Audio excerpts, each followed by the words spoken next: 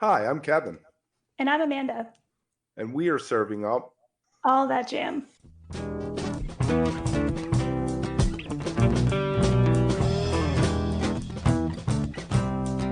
All That Jam, Quick Hit.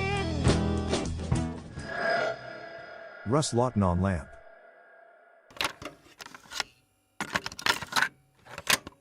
All right, we're joined today by Russ Lawton, most famously for playing with Trey, but he also has a couple other projects, Soul Monday, and one that I guess we want to jump right into with you, Russ, called LaMP.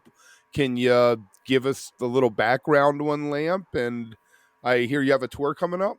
Yeah, it's starting next Tuesday in Garcia's and Portchester, Capitol Theater, the small room there.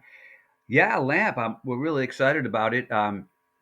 It started right before the COVID, and we made a record, did a few gigs, and then the COVID hit, so that put a squash on it. And then everybody got busy, and we've been doing, 2, 3 shows at a time here and there, and we're looking forward to it, to really getting this out there. And because there's nothing like playing a bunch of gigs in a row, it gets to the next level. Right now, did this build off of Soul Monday, which was you and Ray? Hmm. And then you Scotty Metzger just what did he come sit in one night, or didn't you have a thing with? Didn't you have another thing with four people? Maybe.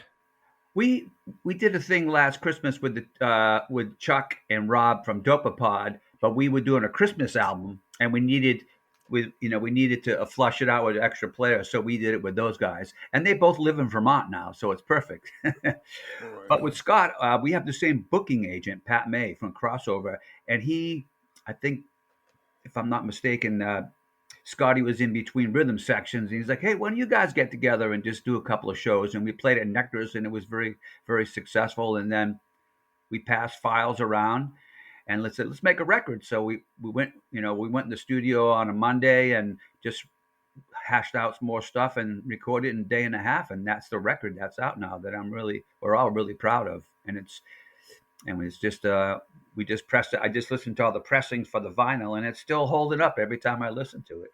Because you're your worst critic, It's not like, Right. We were talking to Maggie Rose yesterday, and she has had an album in the can since January, and she's been running through with getting new record label she's been working with, and it's not coming out till I think next year now. You yeah, know. it's Yeah. crazy how that can be. Right. Do you look back on what you recorded and do you feel like it's changed? Do you see it in a different light from where you guys started to what you're going to be doing now? Not, I mean, with that record, not that much. I don't think it's all, like I said, it's really holding up. And the only thing that has changed, we definitely stretch out more because when you do that, especially when you do vinyl, you only can do like 22 minutes a side. So you got to really watch out. So what happens live is obviously when we go to that A to the B section, maybe in the middle, we'll keep going and not worried about it. So it's definitely which we like to do anyways, and that's kind of what I've done with Ray all these years. You So start with a song. how big is your song pool that you're going to have to choose from tour? Well, we got the LaMP album, and we pull on some of the Soul and Monday stuff, and then Scott's got a bunch of records. I love his stuff he's done with his band, and then Nice. So, and we got more. I'm working on some stuff today that Scott, we've been trading files back and forth. So I've been working on some stuff today that sound checks are going to be very important to Right. go work on. Is that a lot different, weird maybe than how things used to be done that you can send files electronically now instead of having to get together in a room and hand each other a tape maybe? Cassettes. There used to be definitely some cassette trading back in the days. It's really great. Even like Ray, who lives 10 minutes from my house, we have this little thing on our iPads or phone, and he knows I'm working on stuff late at night or something. I'm sending files up to his house or whatever. But it's really great, and especially when people are not living the same. Scott's in Brooklyn, and we're up here in Middlebury, Vermont. Yeah. So you mentioned, the show's coming up, and I'm always curious about this, just as a longtime fan of live music. What's your favorite way to get a set list together? Is there a process that you enjoy? And I'd imagine that might differ from one one band to another or one group of artists to another? Yeah, I'm definitely try to write a set list in the van or going to the gig or something. And people laugh at me. I got a stack of them. I save them. I should put them on my phone, but Oh, cool. it's typical. What do you want to start with? How many sets we doing? What we're going to end with, and then stuff in the middle. So for me, it starts with that, and then I'll write a set list and Ray were like, those are in the same key. We can't put those together, or so you get put your heads together and see what works, and then sometimes too, it's like that song will work great for the last song, and it doesn't. So you're all right. That one goes in the middle. You figure it out as you go along too. That's what's fun about playing a lot of shows.